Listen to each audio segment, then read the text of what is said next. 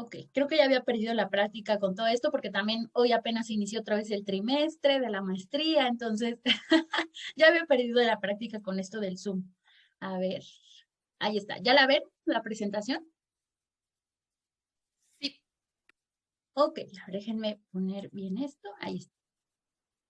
¿Me ayudas, Liz, con las admisiones? Sabes que también como que entran y salen. sí, sí. Va, perfecto.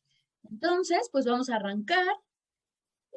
Como recordarán, nos habíamos quedado con el sexenio de Manuel Ávila Camacho, un sexenio bastante complicado porque a él sí le tocó, digamos que todos los problemas de la Segunda Guerra Mundial. Digamos que a Cárdenas le había tocado el inicio en el que México había mantenido una postura de neutralidad. Sin embargo, a Manuel Ávila Camacho sí le va a tocar enfrentar el conflicto e incluso vamos a ingresar a él a través de la famosa declaración de estado de guerra. Recuerden que México no se va a declarar como tal en guerra, sino lo va a suavizar con esta declaración de estado de guerra y pues vamos a ingresar. Como recordarán, bueno, este es un poco de lo que habíamos visto, si no me equivoco, la última clase, que fue la cooperación, bueno, digamos, cómo cooperó o cómo más bien, cómo fue la participación de México en el marco de la Segunda Guerra Mundial. Aquí sí tuvimos una actuación en términos militares, sin embargo es importante recalcar que la cooperación, como también va a ser la guerra de Corea, por ahí que me consultaba el equipo en vacaciones, en estas guerras importantes, eh, México va a participar de manera más en términos económicos, pues. Y este cuadrito, pues era para un poco cómo va a ir evolucionando la participación de México durante la Segunda Guerra Mundial. Lo que va a detonar la participación de México, como ustedes saben, fueron los ataques a los buques, el Faja de Oro, y el Potrero Llano, creo que se llama el otro barco. Se supone que creo que incluso algunas tesis más recientes afirman que fueron más barcos, los más conocidos son estos, y que ante el reclamo y la no respuesta que no recibió México, pues decidimos declarar este estado de guerra. Como les decía, pues la cooperación va a ser principalmente en términos económicos, sobre todo en términos de producción de materiales, al grado de que al finalizar el sexenio, casi finalizar el sexenio de Manuel Ávila Camacho, México va a presentar un desabasto, digamos que nos vamos a concentrar tanto en abastecer a Estados Unidos, que México va a tener cierto desabasto, lo cual va a tensar mucho las relaciones, sobre todo en uno de los aspectos que veremos esta clase y que vamos a retomar para el sexenio de Miguel Alemán. Y derivado de esto, pues aquí digamos que se empieza a identificar la necesidad de la negociación de un acuerdo comercial. Es este el rubro importante, este acuerdo comercial que se va a firmar en el 42, al igual que el famoso programa Braceros, que en este primer momento, como ustedes no sé si recordarán o no creo que hayan hecho todavía la lectura, eh, México va a firmar este acuerdo para, digamos, prestar trabajadores mexicanos para poder principalmente ir a trabajar en el sector agrícola. Después veremos, y esto es importante, no pierdan de vista el programa Bracero, porque era, digamos, una entrada de manera legal por parte de mexicanos a los Estados Unidos, ¿no? Y que esto va a derivar, o esta es una de las causas tan importantes por las que tenemos el fenómeno migratorio contemporáneo. Digamos que esta entrada tan sencillita que en su momento fue durante la Segunda Guerra Mundial, durante todavía unos años, quizás hasta el 64, como lo veía en los documentales que les compartí por ahí, que vamos a ver también por ahí en la clase de hoy, fueron los que detonaron este famoso sueño de ir a trabajar a Estados Unidos, ¿no? Además, porque también los trabajadores, conforme va evolucionando la Segunda Guerra Mundial y sobre todo al iniciar la Guerra Fría, la Guerra de Corea, vamos a enviar trabajadores a los sectores industriales. Entonces, esto como que va a incentivar a los mexicanos para migrar, además de otras condiciones que van a empezar a existir o que van a prevalecer en México, entre ellos las cuestiones agrícolas, los proyectos de desarrollo de industrialización que no van a funcionar del todo bien al principio y que pues van a producir este interés por ir a trabajar a Estados Unidos y que van a presionar al gobierno de México para firmar estos acuerdos braceros. Este primer acuerdo del 42, digamos que se firman en buenos términos, se protege, aunque también aquí está el engaño, ¿no? Mejor dejaré esa crítica para el video que vamos a ver con Alemán y cuando retomemos este tema del programa Bracero. Pero también debido a que México ingresa bajo este estado de guerra a la guerra, y que va a tener esta participación simbólica. Ustedes sabrán que mandamos el famoso Escuadrón 201. También tuvimos cooperación en otros rubros, en términos militares, ¿no? La autorización del paso de barcos y navíos, la autorización de fuerzas de otras naciones, la creación de la región militar del Pacífico y el establecimiento de la Comisión Mexicano-Norteamericana de Defensa Conjunta, en la que pues prestábamos, digamos que también a los migrantes que estaban residiendo en Estados Unidos y que desearan participar en la guerra. Esta es una recapitulación también digamos, lo que ocurre al ingresar México en la guerra, la declaración del estado de guerra el 28 de mayo de 1942, no la olviden, y les digo, es estado de guerra, no guerra como tal. La Secretaría de la Defensa Nacional la va a encabezar el expresidente Lázaro Cárdenas. Sabemos que aquí inicia la historia, digamos que inició un poco antes la implementación del servicio militar, pero agarra fuerza con la participación de México en la Segunda Guerra Mundial, la presencia de la propaganda en México, sobre todo la propaganda estadounidense, y que les decía es el origen de la famosa diplomacia pública en el mundo, ¿no? Tanto la propaganda que existió en la Primera Guerra Mundial y que veíamos en la clase anterior en la Segunda Guerra Mundial, va a ser lo que impulsa de manera contundente la diplomacia pública en diferentes países. Uno de ellos, obviamente, Estados Unidos, pero también vamos a tener el caso de Gran Bretaña, ¿no? Francia también, son digamos que es la historia oculta detrás de la diplomacia pública, ¿no? Ahora todos dicen, bueno, es una forma sutil de ejercer influencia en los países, pero en estos años no era tan sutil. Ya veíamos en la clase anterior cuando les mostraba estos folletos, cómo era esta propaganda en cines, la participación de Disney, que también es muy inocente, muy color de rosa, muy familiar, pero que tenía también, o que participó en estos fines un tanto perversos, ¿no? Yo no sé si decir, me atrevería a decir que a lo mejor la diplomacia pública es más agresiva que incluso la diplomacia o la cooperación o la presión o la influencia militar, porque digamos que esta como no se ve, como no se siente, como está ahí oculta, pues es más, desde mi punto de vista, más peligrosa. Les comentaba en aquella ocasión que pues México tampoco es que tuviera un gran desarrollo en armas para poder participar como tal en una guerra. Entonces vamos a recurrir a este acuerdo de préstamos y arrendamientos para poder obtener armas y poder participar en la guerra. El famoso envío del Escuadrón 201, que se van a tardar en llegar, pues la guerra saben que termina en el 45, y ellos van a ir a combatir principalmente en el Frente del Pacífico en febrero del 45, y como les comentaba, pues el establecimiento del acuerdo mexicano-norteamericano en el que permitía, perdón, el reclutamiento de mexicanos en Estados Unidos en el 43. Ahora sí ya vamos a entrar en materia. Todo esto era como una recapitulación porque no recuerdo si lo vimos, no lo vimos, pero digamos que ya entrando en materia de lo que sí recuerdo que no alcanzamos a ver, era cuáles fueron los asuntos económicos que estuvieron presentes en la política exterior mexicana durante el sexenio de Manuel Ávila Camacho. Muchos de estos asuntos están vinculados también con algunas cuestiones del pasado, como ustedes ya podrán ver, por ejemplo, la cuestión de la deuda externa, y otras que aparecieron derivadas justamente de el contexto internacional, de lo que estaba pasando, la participación de Estados Unidos en la guerra, la misma de México, cómo fue la cuestión comercial. Respecto al primer punto, ustedes sabrán o recordarán que es uno de los grandes temas que ha estado presente en la política exterior mexicana, no solamente de este periodo o de política exterior de México II, sino ustedes recordarán, o no sé si lo vieron en sus clases de política 1, que fue uno de los grandes temas también durante el siglo XIX. Digamos que este es una de las grandes constantes en la política exterior mexicana. Y aquí era nuevamente el regresar a cómo se iba a pagar esta deuda externa. Recordarán, por ejemplo, que las famosas, los acuerdos que ya habíamos visto anteriormente, que había negociado principalmente Lamont, por ejemplo, de la Huerta Lamont, Pani Lamont en el 25, y digamos que regresa al tintero esta cuestión de cómo se iba a pagar la deuda externa.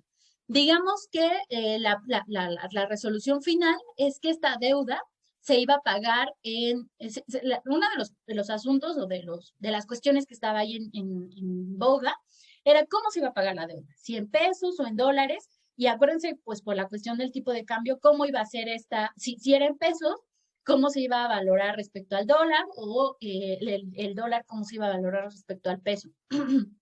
Porque pues obviamente no era lo mismo, o sea, no podías pagar, tenía que establecerse, bueno, lo que buscaba el gobierno de México era establecer una tasa, digamos, estable para que México pudiera evaluar la renegociación de la deuda.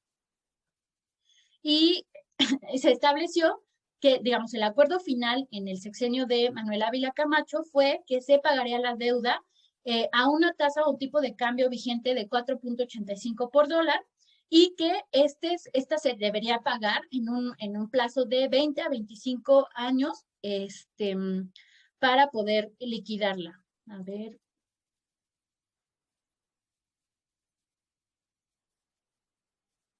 Sí, justamente, digamos que en parte, bueno, es que este semestre, además, debo contarles una anécdota. Hoy tuve mi primera clase, que es inversión y gasto público, y la verdad me daba mucha flojera porque era una optativa que nos van a imponer, pero, pero es justamente por lo que ya nos presentó el profesor en la mañana.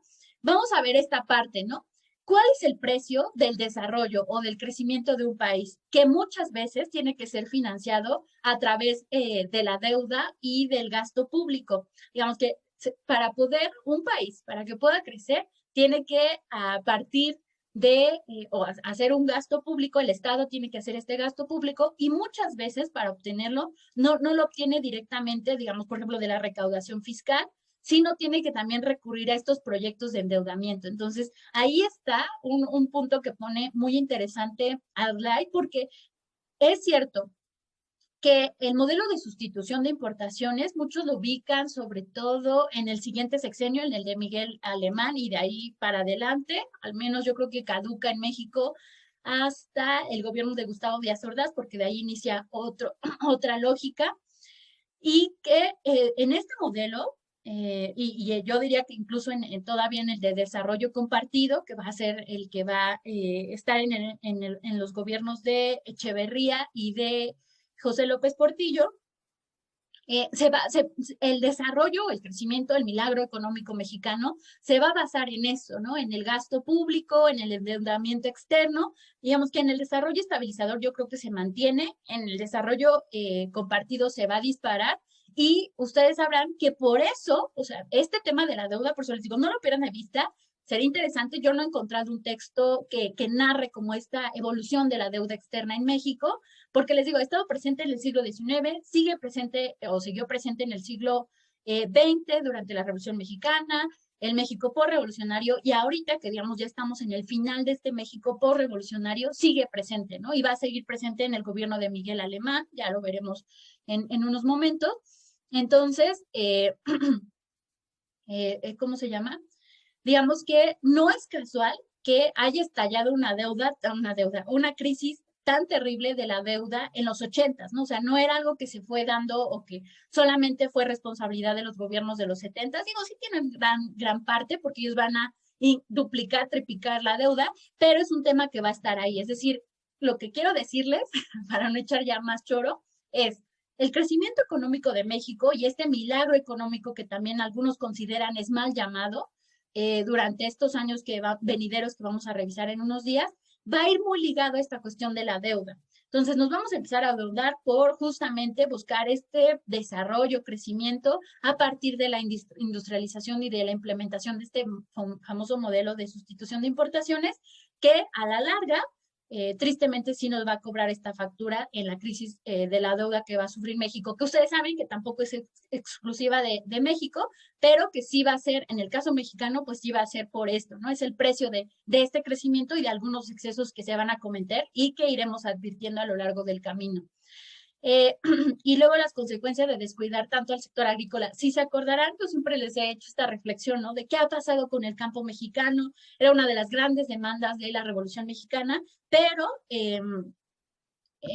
digamos que a pesar de que Cárdenas lo va a intentar impulsar, pues los gobiernos venideros, digamos, a partir de Manuel Ávila Camacho, Miguel Alemán, que va a intentar hacer algo ahí que le va a salir todo mal, pues es uno de los grandes sectores descuidados y también les hacía la reflexión, no es casual que en 1994 y que ahora recientemente el ejército zapatista haya dicho que, bueno, a lo mejor ya tiene más tintes políticos, pero en el 94, cuando sí era la lucha real, pues que se buscara la reivindicación del campo mexicano, ¿no? Porque es uno de los grandes sectores descuidados. Entonces, hay que entender a la historia, no a partir de hechos aislados o de coyunturas, sí contribuyen mucho, sino a través o verla como procesos, ¿no? Entonces, la deuda externa, que bien que trajiste este comentario, Adlai, es parte de esta historia y de estos procesos que han afectado tanto el desarrollo o la situación de nuestro país.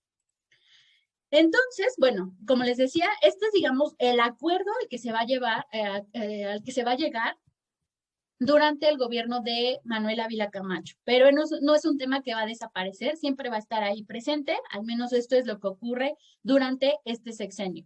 El otro grande rubro que va a ocurrir y que les digo es muy más bien derivado de el dinamismo comercial que se va a propiciar a partir de la Segunda Guerra Mundial, de que México va a empezar a abastecer a Estados Unidos, es las tensiones en términos comerciales, porque obviamente Estados Unidos también, ustedes saben, una guerra no es gratis. El comprar estos insumos por parte de México pues implicaba ciertos costos, entonces se va a buscar la reducción de aranceles. México lo que va a buscar en términos de esta reducción arancelaria es poder obtener estos insumos que bien mencionaba Adlai, estos insumos industriales de bienes medios para la industrialización del país que exigía debido a esta demanda eh, de guerra.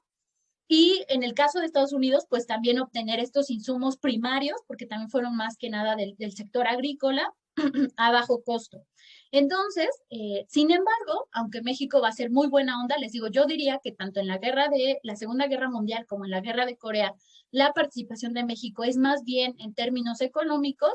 Va a empezar a ver en el caso de la Segunda Guerra Mundial y durante el gobierno de Manuel Ávila Camacho, un gran desabasto, lo cual va a tensar mucho la situación en México, porque imagínense, antes de, ustedes saben la regla básica, ¿no? Antes de exportar tienes que garantizar el abasto de tu país.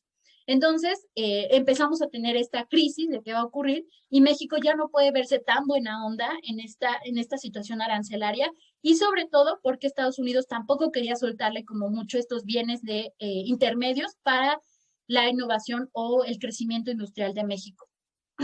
Sí, Ricardo.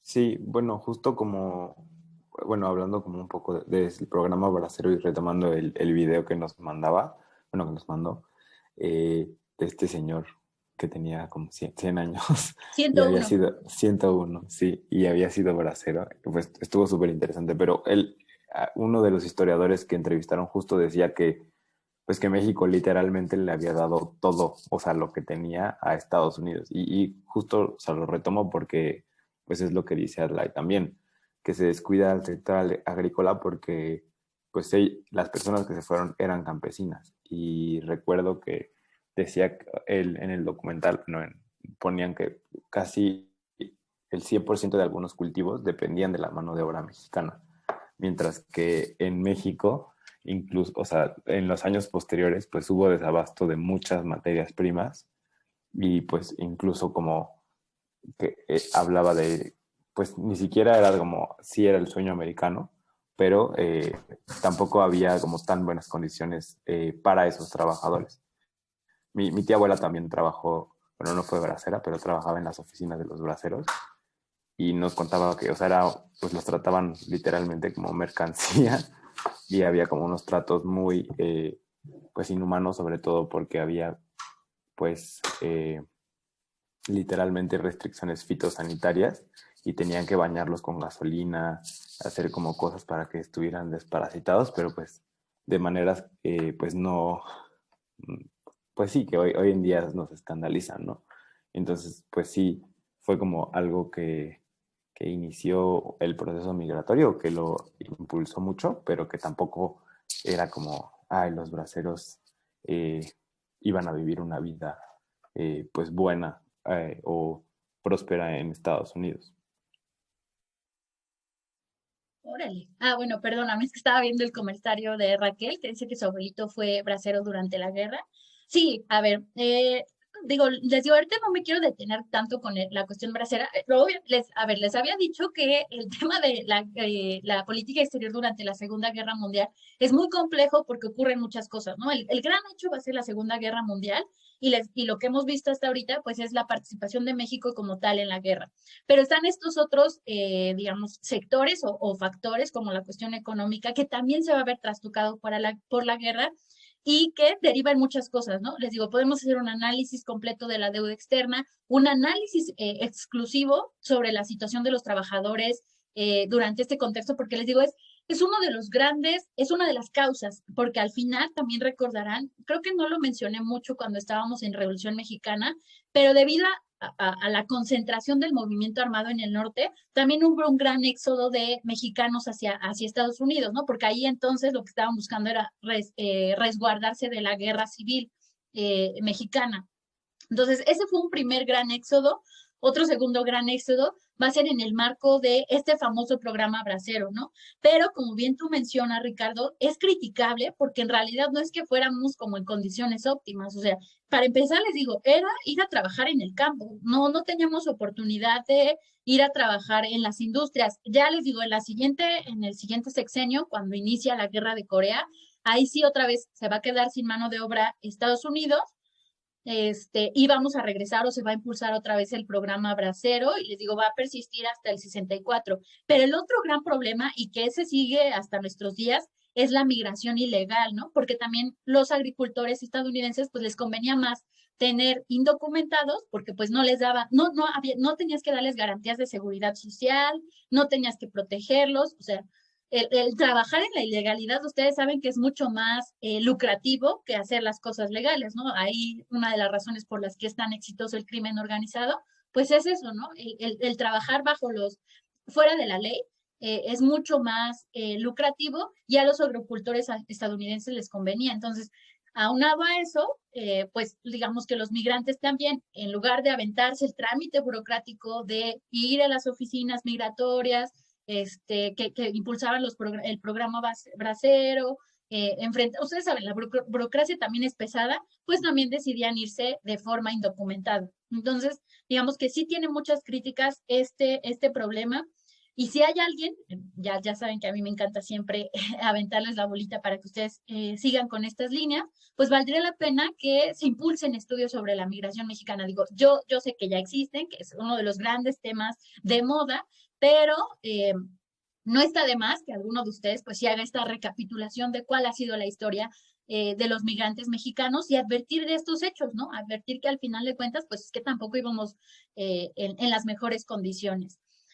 Entonces, gracias Ricardo por esta aportación, porque justamente esto evidencia lo que estaba pasando y que también va a suceder durante el sexenio de Miguel Alemán, aunque por otras cuestiones, ¿no? El punto es que México está en una situación bastante desventajosa y va a empezar a presionar para que se establezca, perdón, un acuerdo comercial que garantice o dé garantías a México de que se van a obtener los insumos que se necesitan para la industrialización del país a bajos costos y que pues se mantenga el apoyo que México estaba dando a Estados Unidos, sobre todo en sectores primarios, ¿no? Y finalmente, después digamos, de una complicada negociación, el 23 de diciembre de 1942 se establece este convenio comercial, el cual va a establecer o se va a amparar bajo la famosa cláusula de la nación más favorecida, en la que debía existir, o digamos, lo que establece esta cláusula de nación más favorecida es la consulta entre las partes, es decir, México y Estados Unidos, antes de introducir cuotas o restricciones al comercio, es decir, México ya no podía imponer de manera arbitraria aranceles, tenía que consultarlo a su contraparte y a su vez Estados Unidos también tenía que consultar a México para la imposición de tarifas arancelarias entre ellos y a otros países. Sin embargo, al final de cuentas, tampoco es que las confederaciones, sobre todo, por ejemplo, la Cámara Nacional de la Industria de la Transformación, estuvieran tan contentos con este acuerdo comercial, porque no veían de manera, o sea, no veían de manera clara cómo iba a ser beneficiado México, ¿no? En México existía una percepción de que, y sobre todo de los industriales y de estas cámaras, que México estaba dando mucho y estaba recibiendo muy poco, ¿no? Para lo que ya necesitaba y demandaba, que era la industrialización del país. Se van a establecer también acuerdos particulares para la adquisición, sobre todo de materias primas como el hule, el enequén, cera, garbanzos, plátanos, los cuales eran especialmente insumos de guerra, ¿no? Especialmente los primeros, el hule y el enequén. Exactamente, justo, eso es muy buena reflexión, Eduardo. Prácticamente nos condenó a ser proveedores de materia prima a muy bajo costo, ¿no? Y en realidad México no es que en este momento haya logrado esta industrialización, digamos, sentó las bases, como ustedes saben y habrán visto en sus clases de, creo que en América Latina sobre todo, y quizás en Economía de México, no sé si ustedes todavía llevan Economía de México, perfecto, que fue una de las, sentó las bases del famoso modelo de sustitución de importaciones y el proceso de industrialización, aunque todavía no con gran auge, y en efecto yo diría que estábamos más en desventaja que en ventaja respecto a esta situación. Les digo, vamos a cerrar con una gran escasez de alimentos, sobre todo, esta va a ser la parte más preocupante, México va a empezar a tener una gran escasez de alimentos. Quizás no una declaración de guerra, pero digamos que el ambiente internacional estaba muy tenso, que a México pues no le convenía, ¿no? Ustedes ya saben que ya veníamos de una gran tensión que era el acuerdo petrolero, digamos que la guerra nos había puesto en una posición de privilegio con Estados Unidos porque pues nos veían con buenos ojos, ¿no? Ellos tampoco podían, digamos que teníamos esta posibilidad de negociar algo porque también nos necesitaban, ¿no? No solamente por la parte de los insumos, porque acuérdense que durante la Segunda Guerra Mundial México va a ser un país súper estratégico en términos militares sobre todo, ¿no? En este sentido, también se va a llevar a cabo la primera visita de un presidente de Estados Unidos. No va a llegar a la capital de México, por eso la gran visita va a ser la que va a recibir Miguel Alemán de Truman, que ya veremos en unos minutos.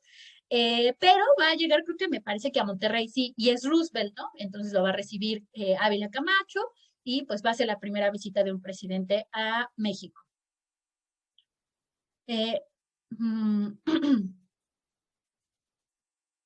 Ok, ahora vamos a ver. Ah, sí. El otro de los asuntos que sobre todo son en términos económicos es la cuestión del petróleo, que ya ustedes saben, pues era una cuestión que estaba muy espinosa porque México había decidido expropiar en el sexenio pasado, les había quitado estos títulos de posesión a los empresarios extranjeros sobre todo, se había normalizado, digamos, la situación. Sin embargo, pues ustedes saben que el expertise, el capital para poder impulsar el sector petrolero, pues era principalmente extranjero. México, o sea, cuando hicimos la expropiación, acuérdense de la narrativa que les mostré, fue de repente y no teníamos los recursos para poder llevar a cabo o mantener esta industria, ¿no? Entonces, una de las primeras cosas que van a ocurrir es que México va a solicitar créditos para poder impulsar su sector petrolero ahora ya en manos mexicanas, ¿no? Esto, y lo vamos a ver también en el siguiente sexenio, pues lo que va a incitar es a una insistencia por parte sobre todo de Estados Unidos y de las empresas petroleras a presionar a México para que se vuelva a reinsertar la inversión en el sector petrolero, es decir, darle permiso a estas empresas para que volvieran a invertir en el campo petrolero y casi que vuelvan a ser suyas, ¿no? Se exige la reforma a la ley petrolera para poder, sí, se exige una de las propuestas para poder ir amortiguando o ir asimilando nuevamente esta inversión extranjera, va a ser una propuesta de reforma a la ley petrolera en la que se busque la participación mixta, es decir, que sí sea por parte del gobierno mexicano, o que sea México el que tenga la posesión de petróleos mexicanos, pero que dé chance a las empresas petroleras de poder invertir en ciertos proyectos de producción y distribución de petróleo. Sí, en 1943 es cuando viene Roosevelt. También se busca monitorear, digamos que para ir tentando el terreno, se busca la inversión para un proyecto de una refinería, ustedes saben, y por eso me parece que es uno de los grandes discursos de la actualidad. Ustedes saben que México básicamente solo produce, no, digamos, más bien produce en términos de extracción, pero no produce materias acabadas o productos acabados del petróleo o derivados procesados del petróleo. Entonces, uno de los proyectos también que están ahí en el tintero para poder volver a ir invirtiendo paulatinamente es la posibilidad de establecer una refinería mixta, es decir, que sea del gobierno o sea del Estado mexicano, pero con capital extranjero. Pero digamos que pues también esto es como una gama de opciones, ¿no? También al final no deja de existir la presión para participar en proyectos de exploración.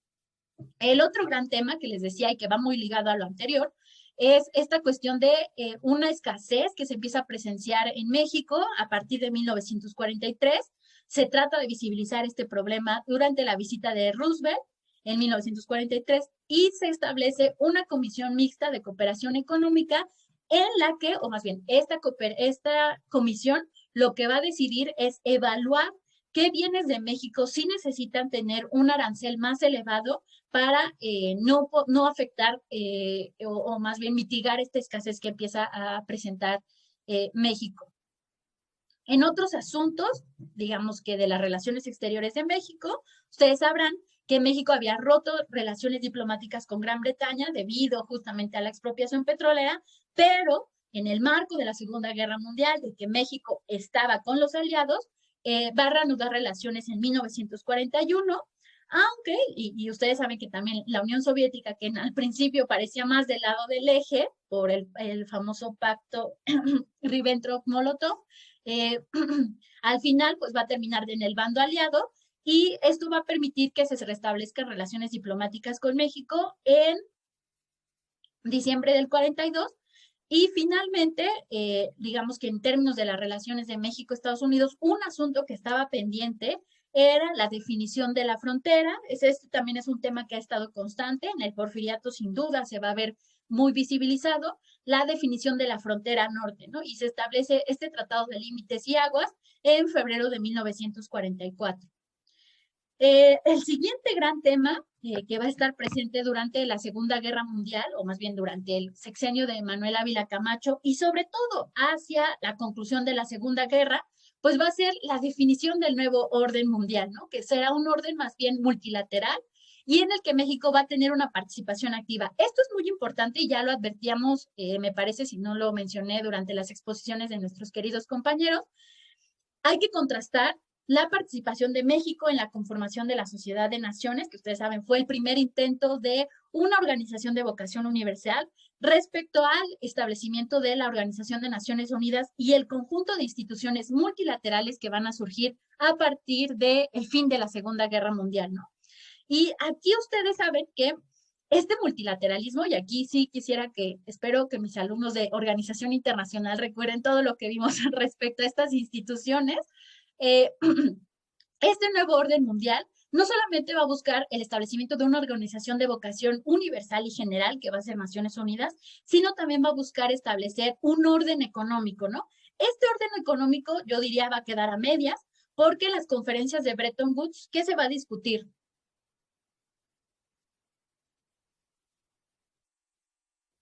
Ya no me acuerdo. A ver, Ricardo. El nuevo sistema económico. No me acuerdo cómo se llamaba el otro sistema, pero triunfa el keynesianismo y se crean pues el FMI y el Banco de Reconstrucción, el antecedente del Banco Mundial. Ok, ¿alguien más? A ver, Adlai. Sí, justo que, bueno, a mí me parece muy importante la participación de México porque a partir de las conferencias de Bretton Woods se hicieron 3 comisiones, justo una para el antecedente del Banco Mundial, que fue para la reconstrucción en principio para la reconstrucción de los países devastados por la Segunda Guerra Mundial, el otro para el Fondo Monetario Internacional y otro que el presidente va a ser un mexicano. Y entonces va a ser el mismo mexicano que va a decir ante el Banco Mundial que no solo es importante financiar a estos países que se vieron afectados para la Segunda Guerra Mundial, sino a todos los países miembros. Y de hecho justo es Keynes quien dice, ok, sí, lo acepto, y bueno, pues fue el principio como ya de que después se pusieran otras metas como el final de la pobreza, por ejemplo. Sí, así es. Habían en efecto dos proyectos ahí en boga, que era más bien uno impulsando el libre comercio, no recuerdo, White creo que es el que lo encabeza por parte del lado, el que va a triunfar en realidad, y Keynes, que es el que se va a quedar ahí relegado, que va a ser, Keynes, acuérdense que va a proponer la tutela del Estado, digamos que se va a quedar a medias, porque ninguno de los dos me parece que va a triunfar al 100% en términos, sobre todo comerciales, que el Estado debe tener un papel contundente para el crecimiento y desarrollo de las naciones, y el otro dice, no, hay que dejarlos ser libres, que el mercado opere de manera normal, el famoso libre mercado. Y acuérdense, en las conferencias de Bretton Woods van a haber tres grandes temas y solamente en dos se va a lograr, digamos, cierto éxito, ¿no? A ver, esperen. El chat, ahí está. Que va a ser, sí, Harry White, gracias. Yo solo recordaba el apellido porque es muy fácil, bueno, no sé, lo asocié muy fácilmente. Los tres grandes temas que van a estar presentes en las conferencias de Bretton Woods va a ser la cuestión financiera, el establecimiento de un sistema financiero internacional, la cuestión de la reconstrucción que va a estar a cargo del famoso, o más bien se va a reflejar en el establecimiento de el Banco de Reconstrucción y Fomento, y la cuestión comercial, que va a ser el que se va a quedar en el tintero, se va a mandar hasta 1947 y que finalmente se establecería la Organización Internacional de Comercio en el 48, pero que sí va a quedarse en stand-by y que no vamos a ver este proyecto institucionalizado. Y el comercio, acuérdense que solo se va a este comercio, y sobre todo bajo la idea de libre comercio, se va a ver cristalizado en el Acuerdo General de Aranceles Aduaneros, el famoso GATT. En cambio, la cuestión financiera se va a establecer el Fondo Monetario Internacional, y en la cuestión de reconstrucción el Banco de Reconstrucción y Fomento, que es parte, o que es una de las instituciones partes de este grupo del Banco Mundial. Acuérdense que el Banco Mundial no es una institución, son creo que 5 instituciones que buscaban en un primer momento, o en el contexto de la Segunda o fin de la Segunda Guerra Mundial, la reconstrucción sobre todo de Europa. Y ahí viene lo que nos comentaba Adlai sobre la postura mexicana, ¿no? Digamos, México, yo les muestro estos tres porque es donde México tuvo una participación activa respecto a las conferencias de Bretton Woods a través de la delegación encabezada por Eduardo Suárez.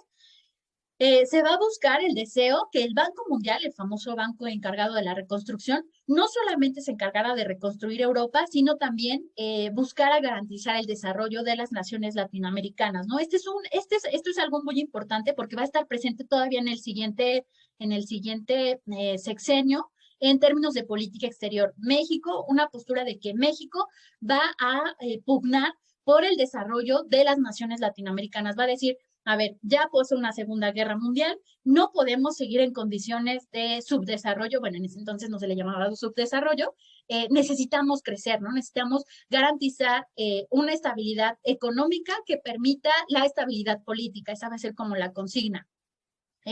Por tanto, se va a pugnar por este apoyo al desarrollo económico de los países menos adelantados, que debe ser uno de los objetivos del banco a largo plazo, y objetó la propuesta de que un pequeño grupo de países, sobre todo los desarrollados, revisaran las solicitudes de préstamo para el fomento económico, ¿no?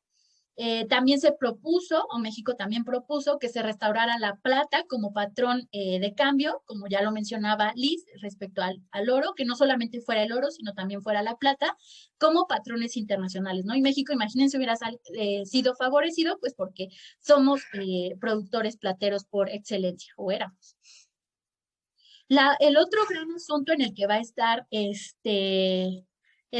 presente, y que de hecho vamos a hacer sede, es la conferencia de Chapultepec. Esta es importante porque va a ir delineando el proyecto interamericano. Acuérdense, yo lo he ido mencionando de manera muy escueta respecto a la evolución del panamericanismo, desde el porfiriato, Revolución Mexicana, que estuvo por ahí presente, México también participó activamente, ya lo había hecho constantemente, y en esta conferencia, es una conferencia interamericana que va a buscar discutir los mecanismos y medidas para reducir los efectos económicos derivados de la Segunda Guerra Mundial, ¿no? Es lo que les digo, esta va a ser como una de las gran mandas de México y América Latina, ¿qué lugar va a tener en el nuevo orden mundial, sobre todo en términos económicos?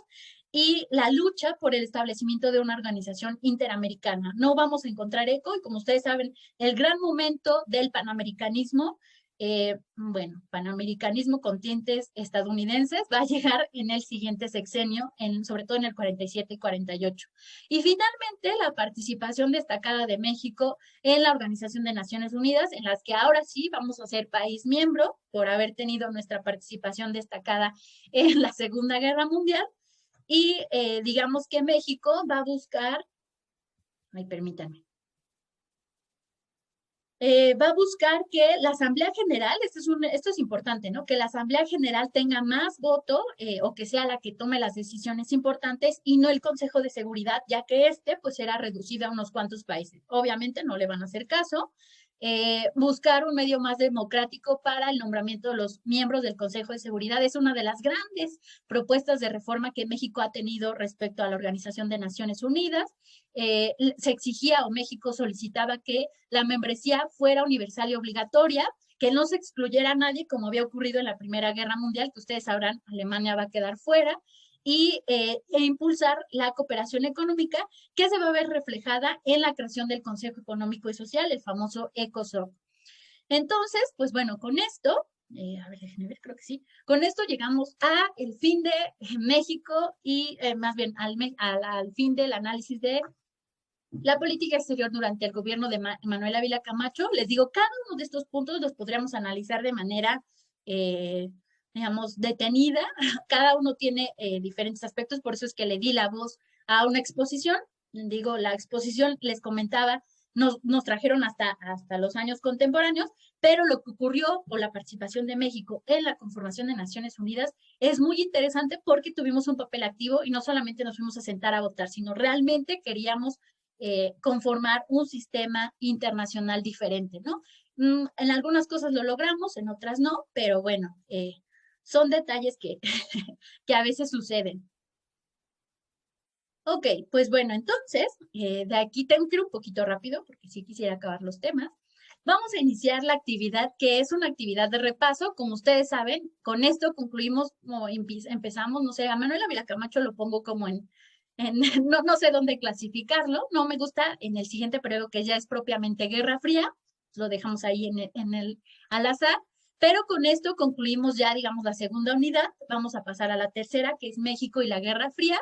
Entonces, para hacer un repaso y que recuerden que hemos visto hasta este momento, les he preparado un hermoso Kahoot. Entonces, les pido que abran la aplicación para que empecemos con esta mini evaluación o repaso. Yo diría repaso, no se sientan mal. Acuérdense que Kahoot es sobre tiempo y sobre, sobre conocimiento. Entonces, sean veloces y recuerden todo lo que hemos visto. Entonces, déjenme ver. Aquí está.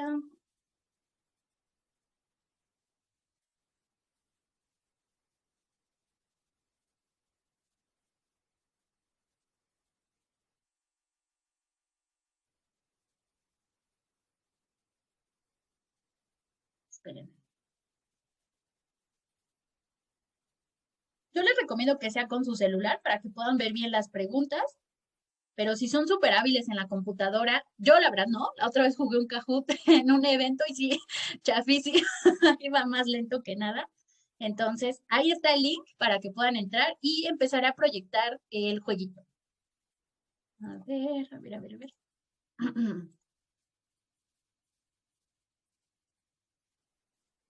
Ahí está. ¿Ya lo ven?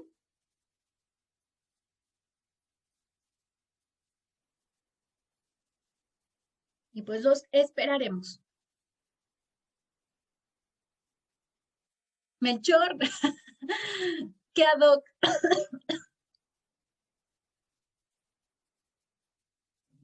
¿Habrá un Gaspar y un Baltasar? Ah, sí.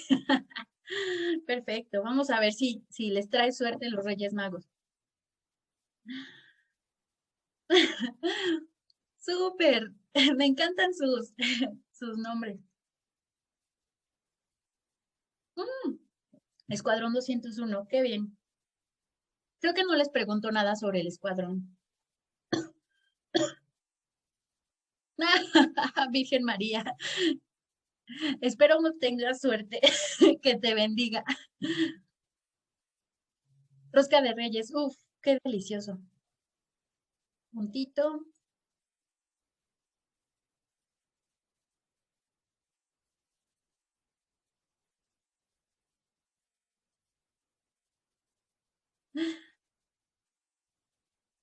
Ponche, uff, con este frío sí se antoja.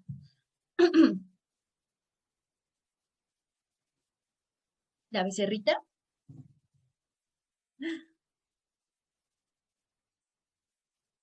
champurrado, uff. Creo que no sé qué elegiría, el champurrado o el ponche. Las dos cosas están buenísimas. Borreguito.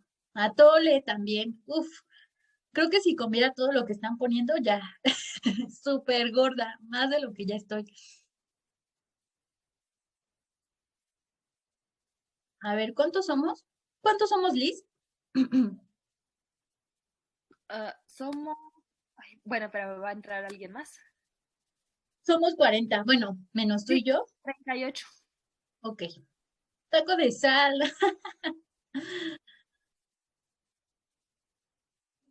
Creo que mi canción favorita justo es Peces en el río.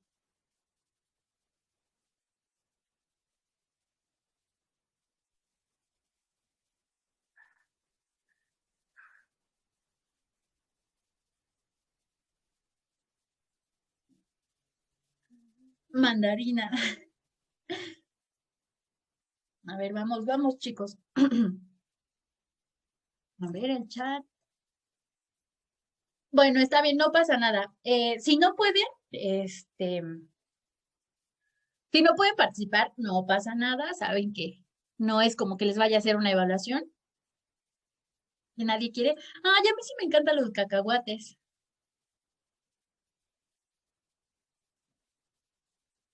Esperaremos un minuto más a ver si pueden entrar los demás.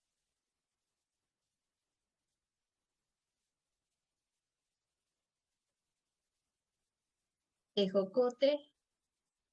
Bueno, sí, de la piñata. Es que la piñata, ponerle fruta, ya sean, o sea, es pésima idea, la verdad. Y además de que te puedes abollar, es pésima idea ponerle fruta.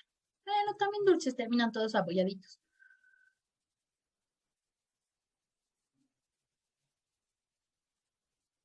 La caña, exacto.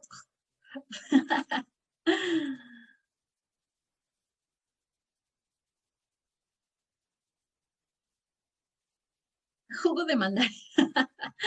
Sí, totalmente. O las jícamas también son muy incómodas, porque también son como unas rocas. Creo que tenemos a todos los personajes de El Nacimiento. Muy bien, pues voy a empezar para que avancemos y me dé tiempo de presentar hoy a Miguel Alemán. Entonces, vamos a arrancar. ¿Están listos? Súper, súper listos. Ok. Y es sobre México postrevolucionario.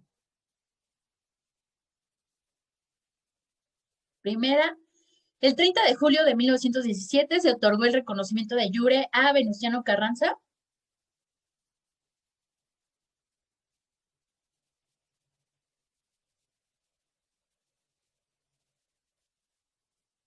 Súper veloces.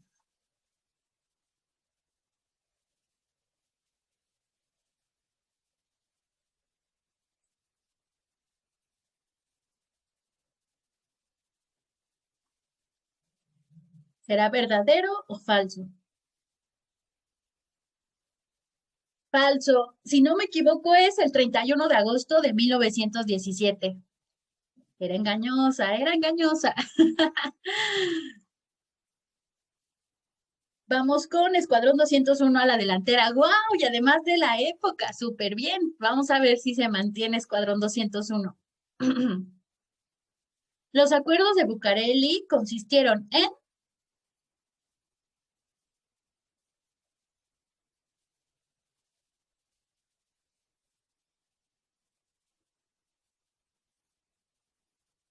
Tómense su tiempo, tenemos tiempo, no se presionen.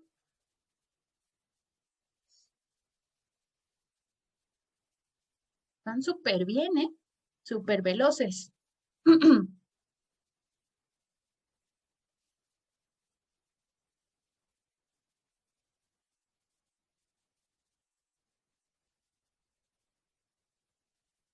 A ver si acuerdan de los famosos acuerdos de Bucareli.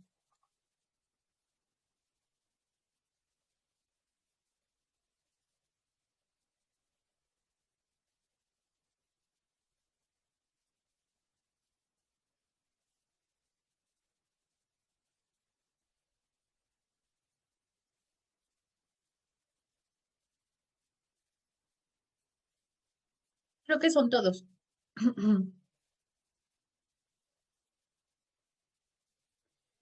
La respuesta correcta era Convención General. Acuérdense, eran dos convenciones que, sobre todo en términos formales, eran dos convenciones. La general que reconocía las deudas desde 1876 a 1900, hasta el inicio de la Revolución Mexicana, y los que reconocían la Convención Especial de Reclamaciones, que reconocía a las reclamaciones durante la Revolución Mexicana, y la parte de un acuerdo informal, o en que yo diría acuerdos o acuerdo informal, que este acuerdo trataba sobre la no retroactividad del artículo 27, sobre todo en temas de subsuelo. Entonces, digamos que esta era la respuesta correcta. Permítanme, me estoy ahogando.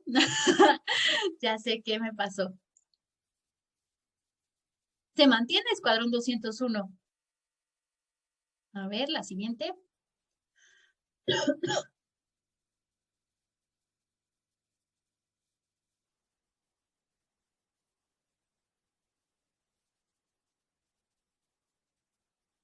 Porque este acuerdo era especial, digámoslo así.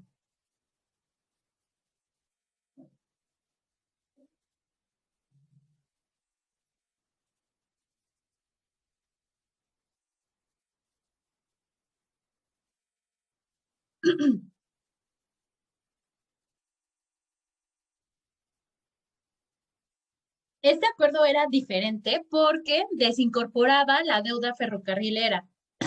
Digamos que hay varias negociaciones de acuerdos, pero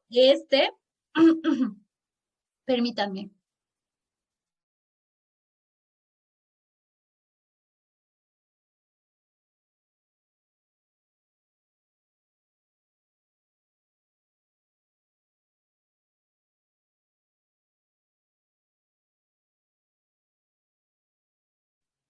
Ya, listo, perdón. Este va a desincorporar la deuda ferrocarrilera. Digamos que es uno de los acuerdos sobre la deuda externa que desincorpora la deuda ferrocarrilera. La siguiente pregunta. Guau, Escuadrón 201 va con todo.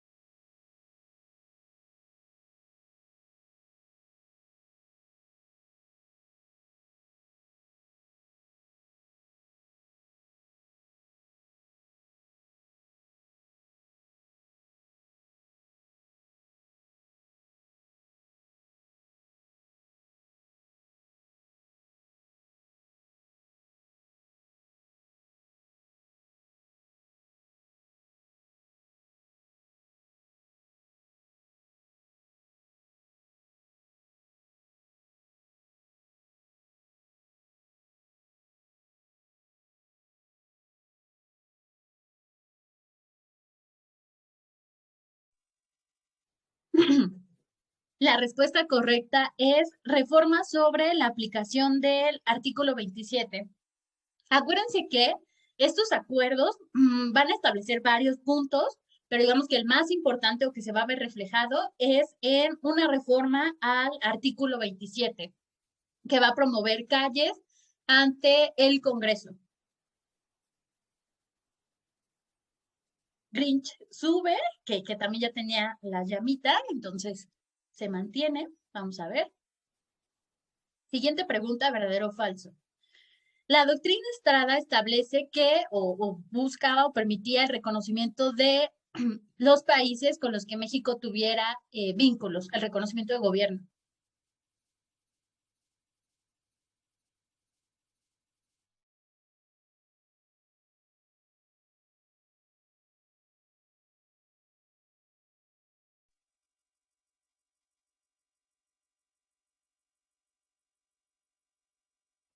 ¿Alguien que me quiera decir por qué es falso? Yo, A ver, yo. Raquel, ajá. A ver, Raquel. Porque se enfocaba en solo mantener o retirar la representación diplomática Sí, y pues ya, no otorgar reconocimiento a nuevos gobiernos. perfecto. Sí, justamente. Aquí acuérdense, esta, digamos, bueno, no era tan engañosa porque en realidad era todo lo contrario. En la doctrina Estrada no reconocería a los gobiernos, solamente se limitaría a retirar a sus diplomáticos. Grinch se mantiene. Vamos a ver la siguiente. ¿Qué hizo México como miembro de la Sociedad de Naciones?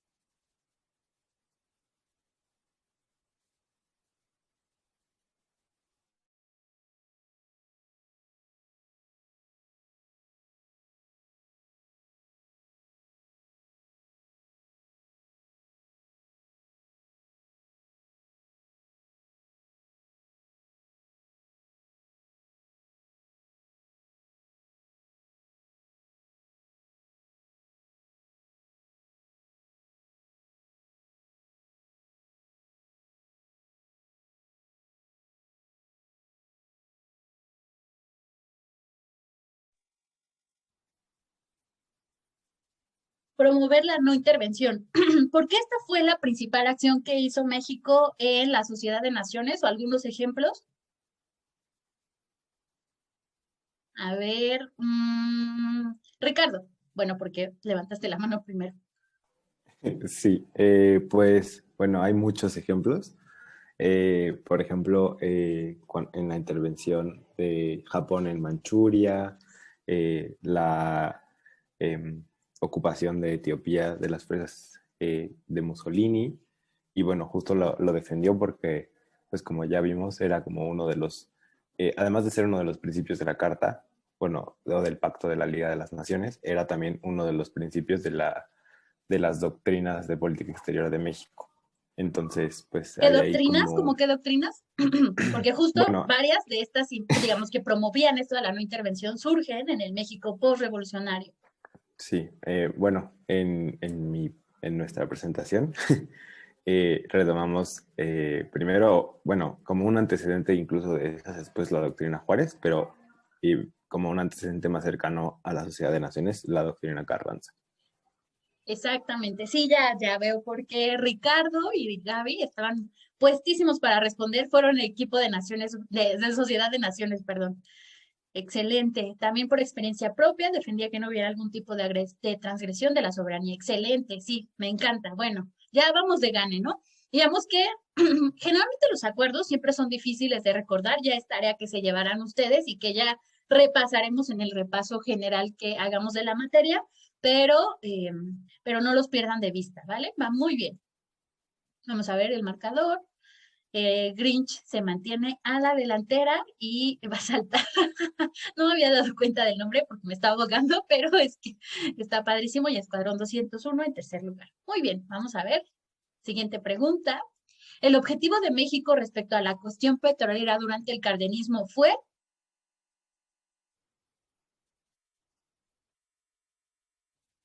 ¿Qué se buscaba durante el cardenismo y propiamente el gobierno de Lázaro Cárdenas?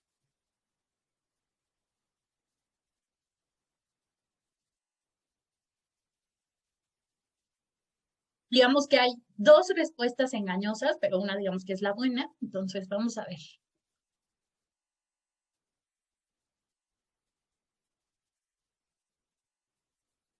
Consolidar, sí, ven, sí, sabía que iban a caer en ese engaño, digamos que ahí estaba el truquito, ¿no?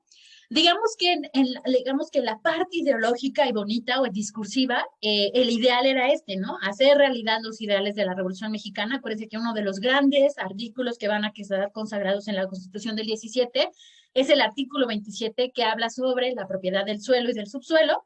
Sin embargo, digamos que en el gobierno de Cárdenas, digamos que de manera más realista, el objetivo era consolidar al sector petrolero para como eje del desarrollo del país.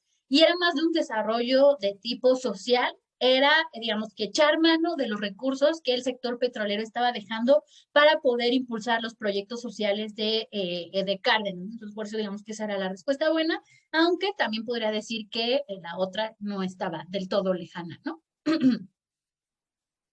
Vamos a ver.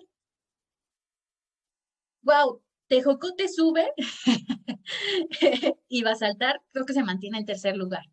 Vamos a ver cómo va a ir cerrando esto. Viene verdadero o falso. El 13 de junio de 1939 inició en México el exilio masivo de españoles. ¿Verdadero o falso?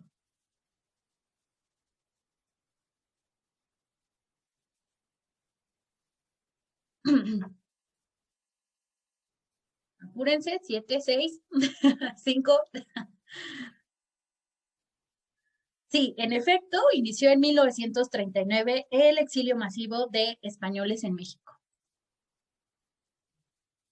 Grinch se mantiene a la delantera, va a saltar, sube a segundo lugar y Melchor aparece en el tablero. Ok. Wow, gracias por el dato. Yo no sabía el nombre del buque, solamente la fecha, pero muchísimas gracias por el dato del nombre.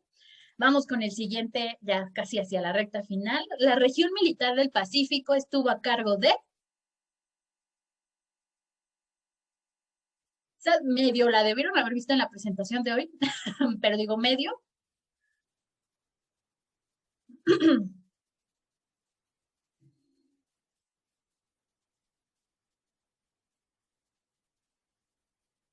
De Lázaro Cárdenas. Acuérdense, para este entonces, bueno, esto es en el marco de la Segunda Guerra Mundial, se crea esta región militar del Pacífico y para este entonces es nombrado secretario de la Defensa Lázaro Cárdenas. Entonces, es quien está a cargo de esta región. Sobre todo porque el objetivo de Cárdenas al hacerse cargo de esta región era mantener a Estados Unidos alejado, es decir, que no hubiera intervenciones militares justificando la Segunda Guerra Mundial y el ataque al Pacífico, o en el frente del Pacífico, y Cárdenas fue uno de los que principalmente estuvo promoviendo la no intervención armada de Estados Unidos en el país. Y sube al tablero, bueno, a la cabecera, va a saltar, creo que sí los va a saltar en el tablero. Y pues vamos por la pregunta final, que debe ser una de las que vimos en esta clase de hoy. Y es otra vez verdadero o falso. El 23 de diciembre de 1942 se firmó un acuerdo comercial entre México y Estados Unidos. ¿Verdadero o falso?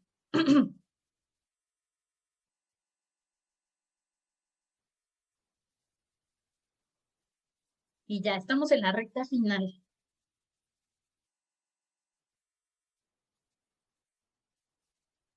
Verdadero. Acuérdense que en el 42 se firma este acuerdo comercial, les había dicho que costó mucho trabajo, que se buscaba garantizar que nos proveyeran de bienes intermedios para poder industrializar al país y poder surtir los bienes que se demandaban en la guerra y un trato justo, sobre todo en la venta de materias primas, ¿no? Entonces, es finalmente el 23 de diciembre de 1942 cuando se firma este acuerdo y esto es muy importante porque lo vamos a retomar ahorita con el sexenio de Miguel Alemán, porque así como estamos promoviendo que se firmara, en el sexenio de Miguel Alemán vamos a promover que se denuncie. Entonces, es interesante y tenemos que ver por qué sucede. Pues bueno, vamos a concluir la actividad. Y entonces, ¿quién ganó en este repaso? En tercer lugar tenemos a Basaltar. En segundo lugar a Melchor. Y en primer lugar tenemos a a Grinch. Increíble cómo fue moviéndose el tablero a lo largo del juego. Y como finalistas tenemos a LB y Tejocote. Entonces, ¿quiénes son Grinch? ¿Quién es Grinch? Yo soy Grinch, profesora, Monse. Monse, excelente, Monse. Muchísimas felicidades. Melchor. Gracias. Yo soy Melchor. ¡Ay, Ricardo! ¡Wow! Increíble. Muy bien, felicidades. Y va a saltar Gracias. Yo, profesora. Arturo. ¿Sí? Sí. Excelente. Nada más con que no te estés ahogando como yo. Ay, perdón, tuve mi momento de Lolita Ayala en este momento. Ok, muy bien. Pues bueno, entonces vamos a continuar. Es que me encanta ese video, es uno de mis videos favoritos. Tenía antes el sticker, pero cambié el celular y ahora ya lo perdí. Pero bueno, espero que les haya servido para recordar un poco de lo que vimos durante el México postrevolucionario. Perdonen, también saben que me encanta el humor. Entonces, espero, y para relajar un poco también el ambiente, los Kahoot siempre nos dejan muy acelerados. Entonces, espero que les sirva. De todas formas, vamos a repasar al final del semestre todas las acciones más relevantes de política exterior de México 2 para que se las lleven de ahora en adelante. El objetivo es que de ahora en adelante, como internacionalistas, sepan qué pasó en su historia de México, sobre todo en términos de las relaciones exteriores con el mundo. Pues bueno, entonces vamos a iniciar con el siguiente sexenio, que es el de Miguel Alemán. Alguien que mientras se pongo la presentación me puede comentar a grandes rasgos cuáles fueron las características de ese sexenio, qué conocen sobre Miguel Alemán, vieron los videos, qué opinión tienen sobre este sexenio que vamos a comenzar. A ver, el chat. A ver, Zaira y luego Ricardo, porque ya. Corrupción, interesante palabra. A ver, Zaira y luego Ricardo. Porfis, porfis. Hola, buenas noches. Pues, perdón, no sé por qué saludé. Sí, Miguel Alemán. Pues él se quería enfocar en modernizar al país, pero en un rango económico y político, porque como habíamos visto en los periodos pasados, se enfocaban mucho en lo económico y justamente en esta época, como estábamos viendo que es ya la época de la Guerra Fría, se abre el panorama militar que se convierte en el ámbito más importante de la época, por así decirlo, pero México y Miguel Alemán aboca a ver por lo político y lo económico y también lo social, y justamente entramos en esta época del multilateralismo o de la búsqueda de los espacios autónomos más bien en esta época multilateral, y ya entra el sentido de México del modelo de sustitución de importaciones como el modelo a seguir para lograr la industrialización que tanto buscaba a través de un cierto proteccionismo, que es lo que lleva a encarar a Estados Unidos en este sentido justo del acuerdo que estábamos viendo en 1942, que es lo que lleva a romper las ciertas relaciones sanas con el país y finalmente lleva a, bueno, yo creo que ya lo vamos a ver, pero a lo que sucede con el acuerdo en sí, y justo entran estas figuras como Lombardo Toledano, creo que sí se llama así, una disculpa Vicente, si no es así. Sí, Vicente Lombardo Toledano. Ajá, él. Y entran los proyectos de industrialización a partir de la agricultura, que ya era importante, pero se convierte en la parte más importante de México para industrializarse o buscar la industrialización, y también justo esto que venía con los periodos anteriores de la deuda y de los préstamos, pues se aboca a terminar con ellos y realizar más bien o buscar la inversión extranjera como la parte que entra del exterior hacia el interior. Y ya, creo que es todo lo que tengo que decir. Excelente, me encanta, sí conocen bastante sobre el periodo, sí, justo porque ya les había comentado, ya no voy a detener tanto en la historia interna, la verdad es que es fascinante y tiene muchísimas cosas de las que podríamos hablar. El impulso al turismo, una última nota que les compartí en Facebook antes de entrar a clase fue justamente el desarrollo del turismo, que tiene un gran auge. Ustedes sabrán que incluso el nieto de, o digamos la familia alemán, es dueña de Interjet, esta aerolínea que ahorita también está en controversia. Entonces, esto demuestra que sí siempre estuvieron en el business y que realmente les interesaba el sector turístico. pero tiene todas estas etiquetas, ¿no? Corrupto, un alto grado de autoritarismo para poder desarrollar estos proyectos, pero como les digo, no voy a poder entrar en detalle, me voy a abocar en el análisis de las relaciones exteriores, pero me alegra que sí tengan una imagen bastante precisa de lo que ocurrió durante este sexenio. Ricardo. Pues sí, justo como ya pusieron en el chat, pues es un sexenio en donde pues se llevan a cabo muchísimas obras pues públicas y justo hay un interés en el desarrollo de Acapulco, que justo creo que la avenida principal de Acapulco se llama Miguel Alemán. Y otra cosa que no estaba en el video, pero que vimos en clase de construcción, es que es como esta idea de hacer a México, o esta idea como muy elitista, y si, por ejemplo, en la Ciudad de México se empieza a crear o a desarrollar el Pedregal de San Ángel como una pues colonia de la clase alta, y justo en el video que uno de los videos habla de pues justo este interés como de las clases altas por el club hípico, los jockey clubs y todas estas cosas, que me recordó mucho a la región más transparente de Carlos Fuentes, que específicamente habla como sobre este contraste que se da durante el sexenio de Alemán entre las clases altas y como los herederos de la revolución, y pues que contrasta mucho con pues un abandono más claro de las causas campesinas y obreras en este periodo. Totalmente, sí, sí, sí. Estaba buscando, es que hay una frasecita muy clásica de él que demuestra como, ¿cómo lo diré?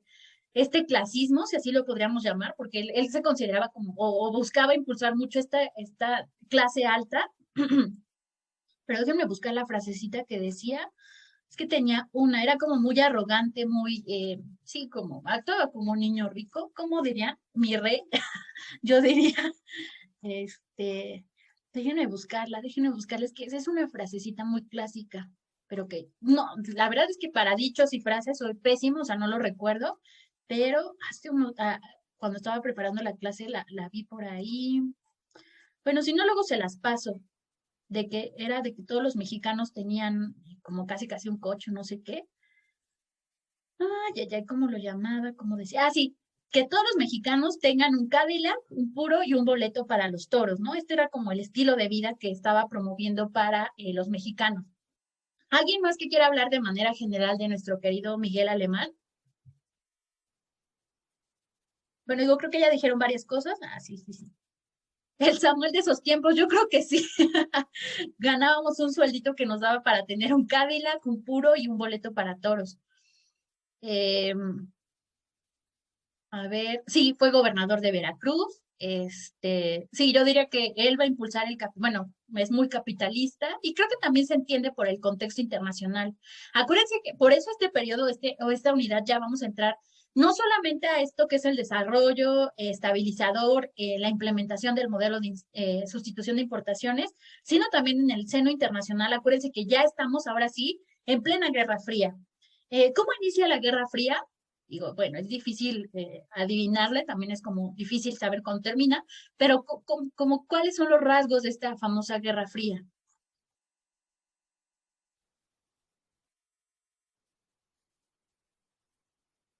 A ver, internacionalistas.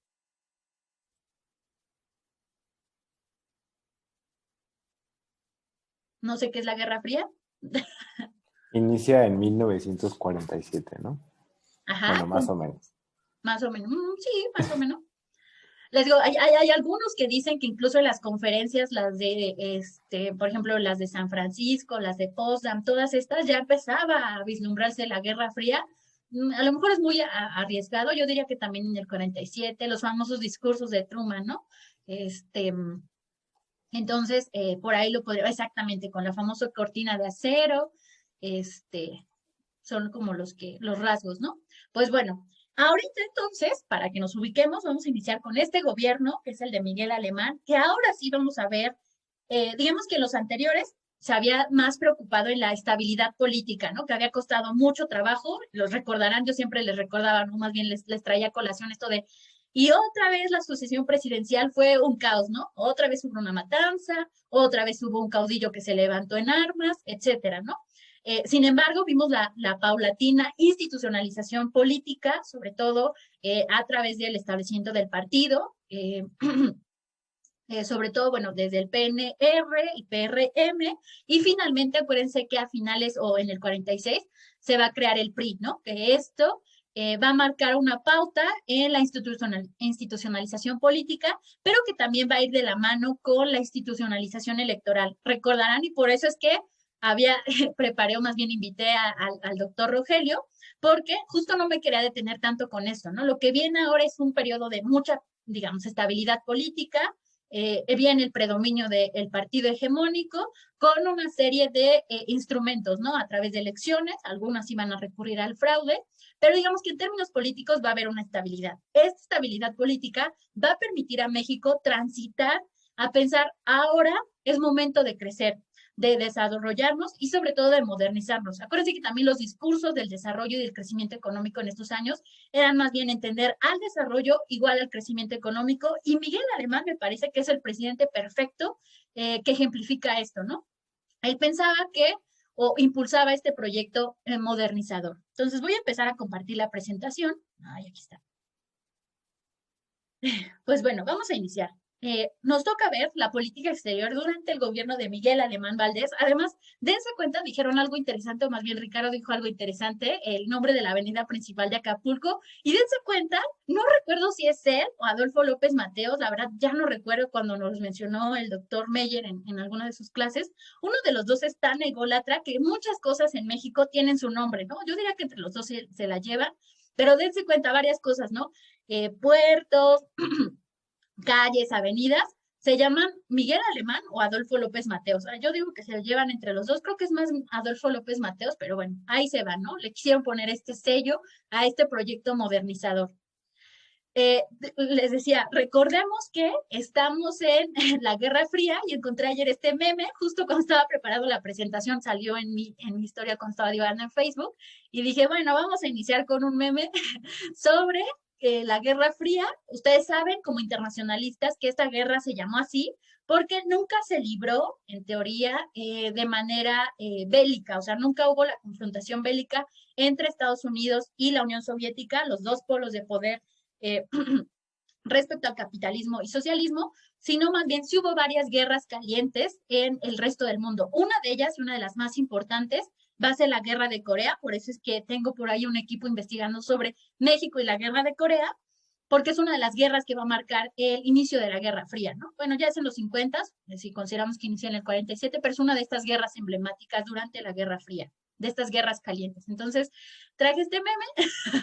Yo no llevo 10 años estudiando historia, diría más, un poquito más, ya de manera formal y seria, pero de cualquier forma me pareció gracioso. Muy bien, entonces, ubicados en el gobierno de Miguel Alemán, en el contexto de Guerra Fría, ¿cómo fue la política exterior del gobierno de Miguel Alemán? Ahora, antes de arrancar con el análisis de la política exterior de este sexenio en particular, me gustaría ofrecerles una imagen de lo que yo considero que ocurrió en la política exterior durante estos años. Estos años, durante este periodo que es México y la Guerra Fría, yo diría que México va a tener una participación notable. Es la famosa época de oro de la política exterior mexicana. Pero me gustaría ser objetiva y presentarles un poco de mi análisis personal que he hecho a lo largo de estos años sobre qué tanto es realidad o cuáles fueron estas características de esta época de oro. Generalmente, uno cuando revisa los clásicos de política exterior o cuando uno está verde, yo les diría que yo compraba ese discurso así de manera inmediata como estudiante de política exterior, que en estos años vamos a ver una política exterior principalmente principista. Sin embargo, yo me atrevería a decir, a partir también de un texto que, ya me acordé, no se lo subí en las lecturas complementarias, pero se los comparto con mucho gusto, de Rafael Velázquez, que acabo de descubrir hace unos meses, cuando estaba preparando un artículo sobre, un trabajo final más bien, sobre los principios de política exterior y su incorporación en la Constitución. Encontré este artículo que nos decía que realmente la política exterior mexicana ha sido de este corte, ¿no? Principista y pragmática. No ha sido ni principista, ni fue principista en el siglo XX, ni pragmática en el siglo XXI, sino más bien que a lo largo de la historia, y sobre todo de la historia del siglo XX y de estos años que vamos a ver, empieza a ser de este modo, ¿no? Principista y pragmática, o sea, digamos que es una dualidad. Principista, porque sobre todo en términos multilaterales, como ya lo vimos un poco en el sexenio, por ejemplo, de Manuel Ávila Camacho, en el sexenio de Cárdenas, sobre todo en los foros multilaterales, es donde vamos a ver este principismo, ¿no? ¿Cuál es el principio que va a promover México principalmente? A ver, piensen si recuerdan o si ubican algunos fenómenos de política exterior de estos años, de la época de oro y de los anteriores, como la recapitulación que hacíamos en la participación en Sociedad de Naciones. ¿Cuál es el principio que principalmente se defiende? La no intervención y la Exactamente. autodeterminación de los pueblos. Exactamente, la igualdad jurídica de los estados. Recuerden que ese también ya estaba presente en la doctrina Carranza. Las doctrinas Carranza, Estrada, digamos que en la esencia lo que van a buscar es este principismo, ¿no? De no intervención, la igualdad jurídica de los estados, la autodeterminación de los pueblos, pero yo diría que esto lo vamos a ver de manera muy clara en términos multilaterales. Ahora, ¿por qué también podríamos decir que la política exterior en estos años, les digo, hay autores que dicen que en realidad la política exterior pragmática de México inicia en los 90 o en los 80 a partir de la liberalización económica? Yo diría que desde antes ya había rasgos de pragmatismo. ¿Por qué? Vamos a ver ahorita en el sexenio de Miguel Alemán cómo México se empieza a salir del redil. Uno de estos ejemplos es uno de los que ya nos ofrecía Zaira hace rato que hacía la recapitulación de Miguel Alemán, que va a ser en el famoso acuerdo comercial. Porque México, acuérdense que el sistema económico comercial que va a triunfar es el libre comercio. Digamos, nadie lo va a comprar, en realidad nadie, todos van a decir sí, pero no. Y uno de estos países que contundentemente va a decir que no es México. ¿Por qué? ¿Por qué va a decir que no? ¿Qué modelo impulsará México? El de sustitución de importaciones. Exactamente. ¿Y ese modelo era a favor del libre comercio? No, del proteccionismo. Exactamente. Entonces, México, y acuérdense que el gran estandarte, acuérdense, los dos polos de poder, capitalismo, socialismo, el capitalismo en su parte económica lo que propugnaba era justamente el libre comercio y era encabezado por Estados Unidos. Y Estados Unidos en un principio también va a promover esta idea. Sin embargo, México en estos años, y sobre todo cuando va iniciando el conflicto de la Guerra Fría, le va a decir a Estados Unidos, espérame tantito, yo no te puedo comprar la idea de libre comercio porque necesito primero garantizar las condiciones de industrialización básica que lamentablemente tienen que arrancar de un proteccionismo para luego transitar a otro estadio. En realidad parece que México nunca buscaba abrirse, por eso creo que le ha costado mucho este desarrollo económico. Sin embargo, sí fue muy clara su postura de que no apoyaría el libre comercio. Y no va a haber ninguna repercusión, si se dan cuenta, o sea, no les he contado la historia, pero no pasó nada. Entonces, por eso, yo podría decir que la política exterior en estos años fue pragmática. Ese es un ejemplo. Vamos a ver, por ejemplo, otro gran ejemplo. Otro gran ejemplo de este pragmatismo, ¿alguien podría mencionar alguno? En el que México le dijo no a Estados Unidos o que se mostró disidente o rebelde. ¿Hay internacional del comercio? Bueno, no va a ser miembro del GATT, por ejemplo. Acuérdense que él no va a ser miembro del GATT hasta el 86.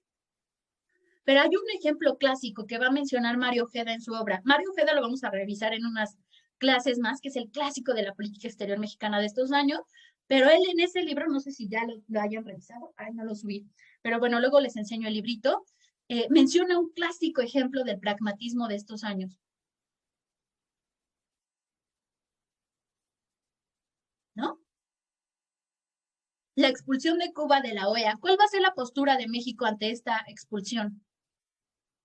Va a votar en contra de su expulsión. Exactamente. Entonces, este es un claro ejemplo, este es el ejemplo más claro, les digo, Mario Ojeda y posteriormente Ana Covarrubias, que es especialista en América Latina y sobre todo en el Caribe, van a poner ahí, no van a decir, México en realidad no era tan principista, porque va a tener este rasgo de pragmatismo, ¿no? Imagínense enfrentarse a Estados Unidos en un asunto tan caliente como era el cubano en esos años, ¿no? Recuerden que la guerra de Cuba, bueno, más bien la revolución cubana, va a ser un tema caliente justamente en el marco de la Guerra Fría, ¿no? Este es un clásico ejemplo del pragmatismo mexicano. Y vamos a ver en los 70, bueno, no para mi agrado, porque les digo, yo siento que es muy excesiva, pero bueno, también va a haber ciertas muestras de pragmatismo en los 70, que ya iremos viendo más adelante. Entonces, en resumen, lo que quiero decirles es que yo caracterizaría este periodo como el inicio de una política exterior principista pragmática y que vamos a ir redondeando esta idea en las próximas clases, sobre todo cuando lleguemos al gobierno de Adolfo López Mateos, que es uno de mis favoritos. Vamos a ver. Liz, creo que tenías, Lizeth, creo que tenías la manita levantada. Sí, era para decir lo mismo de Cuba, pero usted ya lo había dicho. Okay, y bueno, perdóname. lo había acabado de leer y bueno, me pareció muy interesante porque dijo que, bueno, Estados Unidos México mantuvo la posición de que la OEA no fue creada para derrocar o establecer gobiernos, sino que era única y exclusivamente decisión del país decidir qué régimen iba a estar. Exactamente. El caso cubano. Contraposición. Sí, perdóname, es que te cortaste. Bueno. ¿Me escuchas, Liz? ¿Ya me escucho bien? Sí. ¿Sí? Sí la escucho, pero no sé si yo me escucho. Sí, te escuchas. ¿Sí? Bueno. Bueno, en el texto de la guerra al mundo bipolar, también se mencionaba que una contraposición de parte de Venezuela era en que el principio de no intervención no debía convertirse en escudo de dictadores.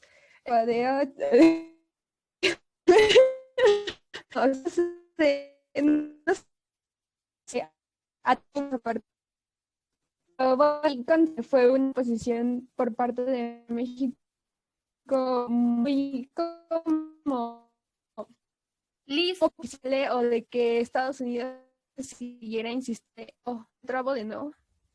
Sí, te estás trabando un poquito.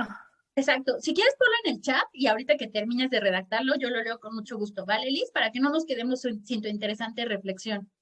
La verdad es que les voy a confesar algo. Bueno, ya sé, creo que lo he repetido cada periodo que vamos avanzando, que me encanta, pero este es el que más me encanta, porque justo también es donde inicié mi tesis de licenciatura. Entonces, es la verdad uno de los periodos más queridos. Y este es el gran tema que he estado defendiendo desde aquella tesis de licenciatura, que es la política exterior en estos años, a partir del gobierno de Miguel Alemán, y yo diría en adelante, va a oscilar entre estos dos conceptos. Aquí sí yo diría de manera, digamos, opuesta, entre la concentración y la diversificación. El tema que yo he definido o que he tratado de estudiar en estos años es la famosa diversificación de relaciones exteriores. ¿Qué implica esto de diversificar? Entonces, a ver, lanzo la pregunta. Para ustedes, ¿qué implicaría diversificar las relaciones exteriores? ¿Y por qué sería el opuesto a la concentración? A ver, Ricardo. Pues creo que, bueno, es que en mi equipo ya empezamos a trabajar en el reporte final, que es como sobre Echeverría. Excelente. Y justo ahí es como una diversificación muy acelerada, pero creo que la diversificación como no es solamente establecer una relación diplomática o abrir una embajada o un consulado, sino realmente tener pues una interacción política, yo también diría económica e incluso social y cultural con los otros estados, ¿no? O sea, no podemos decir que a pesar de que eso fue hace 40 años, realmente hayamos cambiado mucho la manera en que incluso pensamos las relaciones de México, ¿no? O sea, siempre, y creo que es muy evidente como tal vez fuera de las personas que estudian nuestra disciplina, porque tal vez sí podríamos decir como, sí, la relación con Corea o Turquía o algo, porque estudiamos eso, pero las personas en general, pues solamente concebimos, y creo que eso es como reflejo de la realidad, pues la relación principalmente con Estados Unidos y yo diría que en segundo lugar con Europa, que no ha cambiado como hemos visto en esta clase y en el curso pasado, pues desde el siglo XIX, ¿no? O sea, a pesar de que había otras figuras, e incluso como relaciones con Persia o con Japón, que existían, pues nunca estuvo al nivel esas otras interacciones que fueron más allá de la política o de la mera diplomacia muy formal. Excelente. La verdad, les digo, este tema me emociona muchísimo porque ya es un tema que he trabajado, le tengo muchísimo cariño, me ha costado sangre, se los puedo asegurar, pero esa es mi tesis, ¿no? O sea, es más bien la inquietud con la que inició mi tesis de licenciatura de, a ver, no depende, no debemos, la diversificación no depende de cuántas relaciones tenemos con el mundo, o de en qué foros multilaterales participamos, debe implicar algo más, ¿no? Y algo que, bueno, al principio me regañaba, yo recuerdo todavía cuando le dije este concepto a mi asesor y me dijo, ¿y eso qué, con qué se come, no? Y ahí sí entré en conflicto, diría, teórico y metodológico, de qué, cómo lo justifico, porque yo le decía, la diversificación debe ser integral, e integral implica que debe ser en el rubro económico, y no solamente tampoco se trata, sobre todo en términos contemporáneos, firmar un montón de acuerdos de libre comercio, sino hacerlo realidad, ¿no? Si tenemos un acuerdo de libre comercio, pues aprovechar el rubro de cooperación, aprovechar el rubro de aranceles, por ejemplo, en los acuerdos últimos de última generación que implican cooperación científica y técnica, pues que realmente haya cooperación que finalmente logre transmitir conocimientos para el desarrollo industrial y tecnológico de México, ¿no? Por ejemplo, en términos económicos, sociales, el intercambio cultural, es necesario entendernos entre naciones, ¿no? Porque como dices, pues nosotros como estudiosos de las relaciones internacionales entendemos cómo funciona el mundo o intentamos entender cómo funciona, pero realmente la gente de a pie no sabe ni siquiera dónde está Turquía, por ejemplo, ¿no? Entonces debemos hacer o sensibilizar a la sociedad sobre esto. Esto era lo que justamente, o más bien, lo que me ha movido durante años y seguiré peleando, que la diversificación de relaciones exteriores debe implicar esto. Y estos son los años, vamos a ver, les digo, vamos a oscilar entre la concentración y aquí es por eso que yo decía, la diversificación, si la definimos de manera muy llana, es la no concentración. En el caso mexicano, esta no concentración, ¿respecto a qué país se refiere?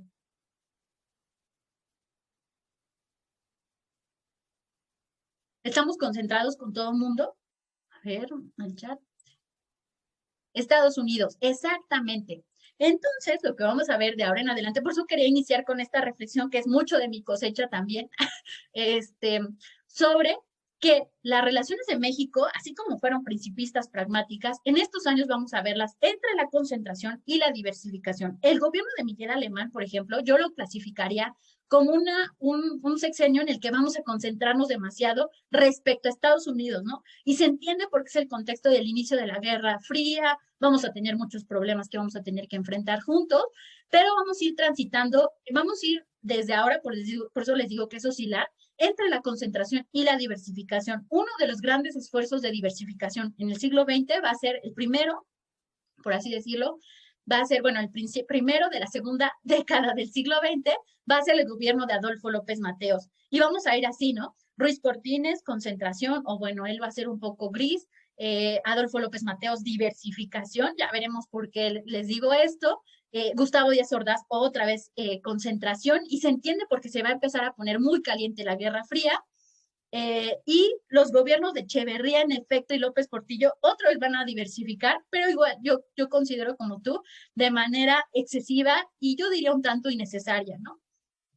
Porque tampoco es que tengamos que diversificarnos si no tenemos las condiciones.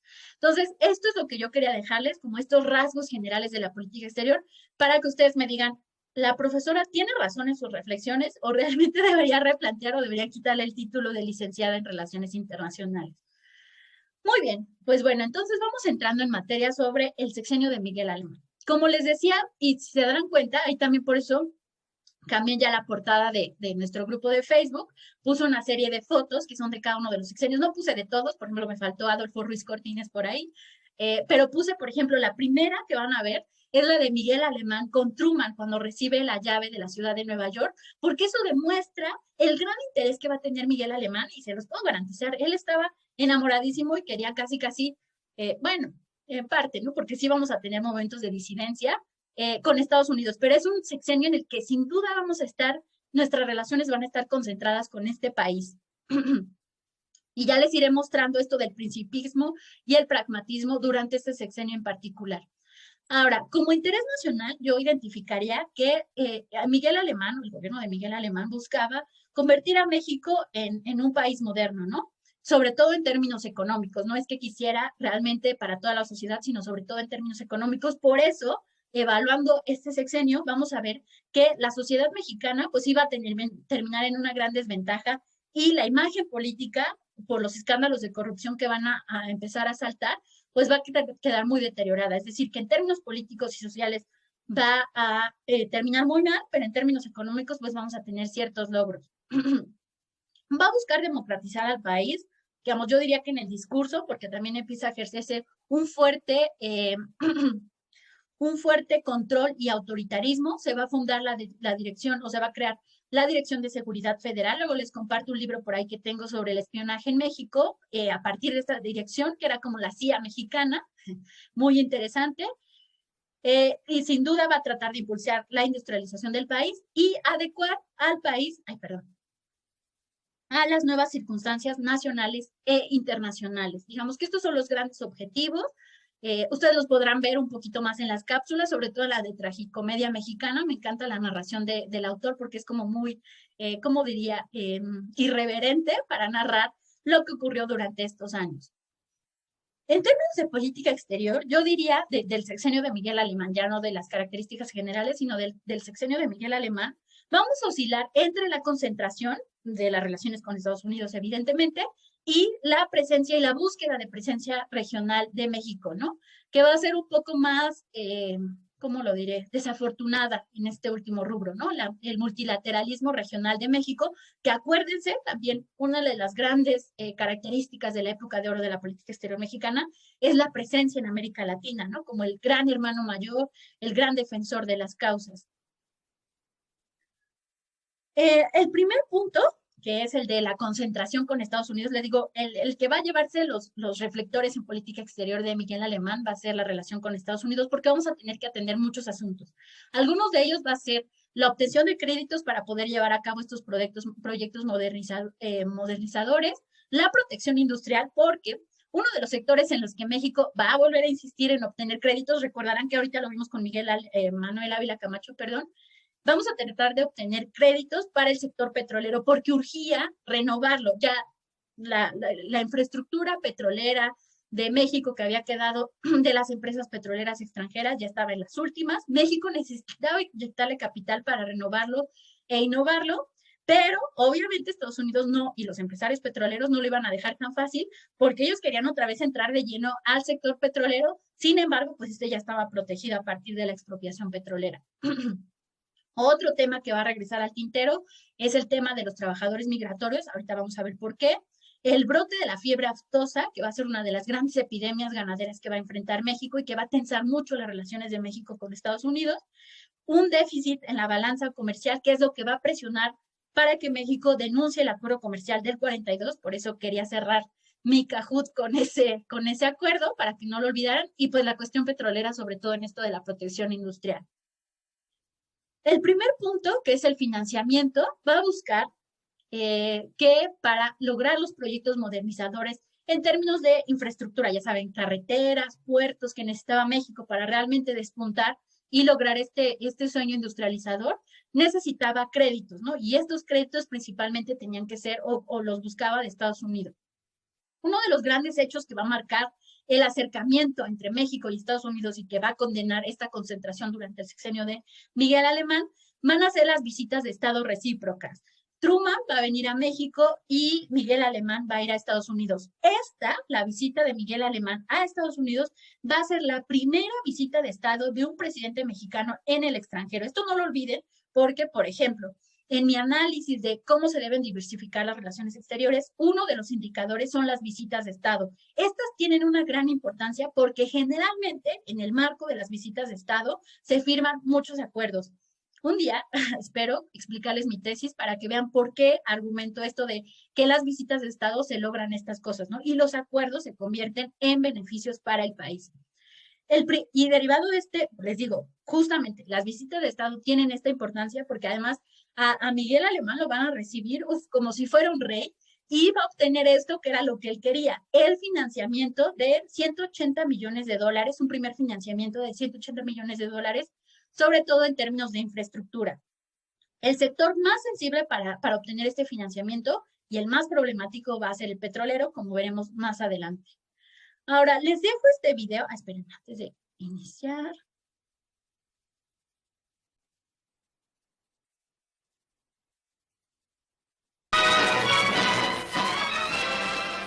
Y ahora, abril 29 de 1947, la segunda visita.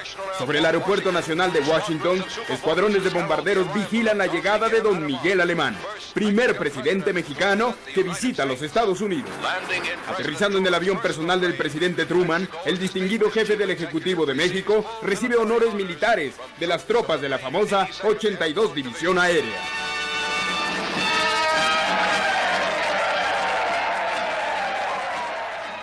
Los dos presidentes intercambian calurosos saludos, renovando la amistad que se inició en el viaje de Truman a México. El gabinete en su totalidad, militares y oficiales de alta jerarquía en el gobierno, se suman a la bienvenida del señor Alemán y su comitiva en el viaje presidencial. Con esta visita, la desconfianza dio paso a una relación con tintes de luna de miel. Mayo 2. Miguel Alemán conquista Nueva York. Aunque el cielo de Manhattan envía una fría llovizna, el presidente de México es aclamado en la ciudad más grande del país en su primer día como nuevo ciudadano honorario de Nueva York. En camino al City Hall, en el centro de la ciudad, su convertible es aclamado por millones que, a pesar del clima, hacen una demostración espontánea de cálida amistad.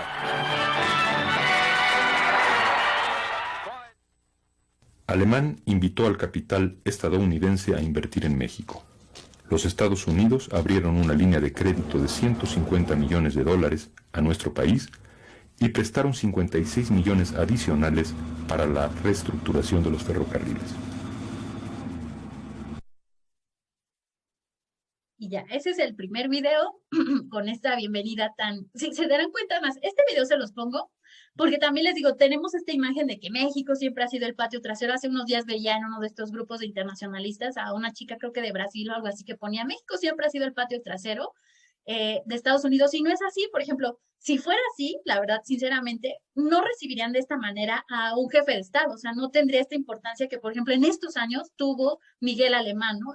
Este video, la verdad, me encantó mucho porque creo que demuestra este acercamiento que México va a tener con Estados Unidos, sobre todo considerando, ustedes consideren, lo que había pasado años anteriores. Imagínense, durante el carterismo derivado de la expropiación petrolera, la relación se intensó demasiado que pareciera que iban a pasar cosas fatales. Recuerden que hasta hubo intentos, o más bien en el Congreso, hubo intenciones de invadir nuevamente México, ¿no? Exigiendo el cumplimiento de los títulos de propiedad de estas empresas extranjeras. Y ahora ver este contraste de el recibimiento de un presidente mexicano en una ciudad tan importante como Nueva York, pues no era poca cosa.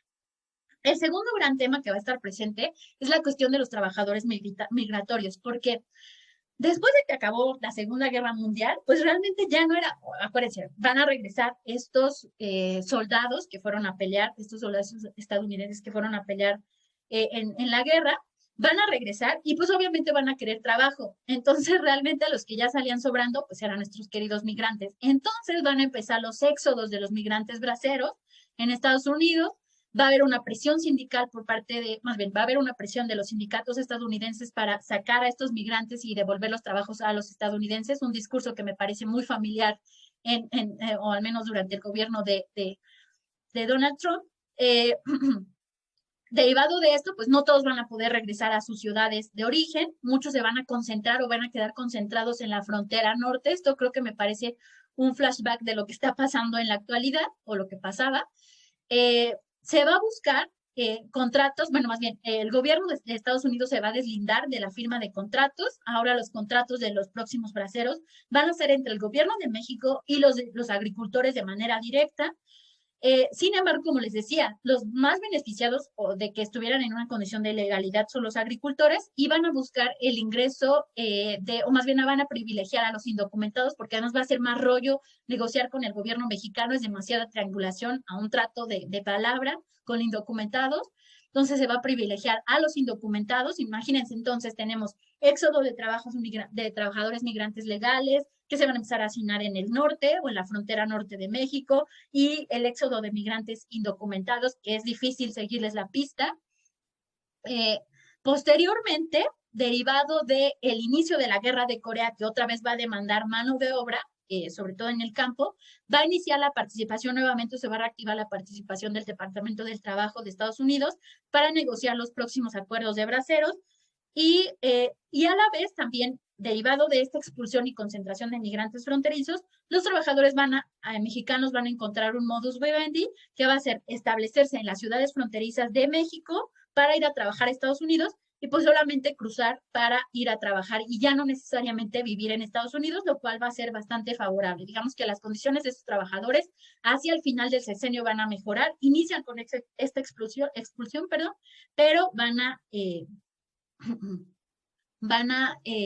al final van a terminar beneficiados. Y aquí va un pequeño videíto otra vez, porque me gustaría hacer una crítica al final.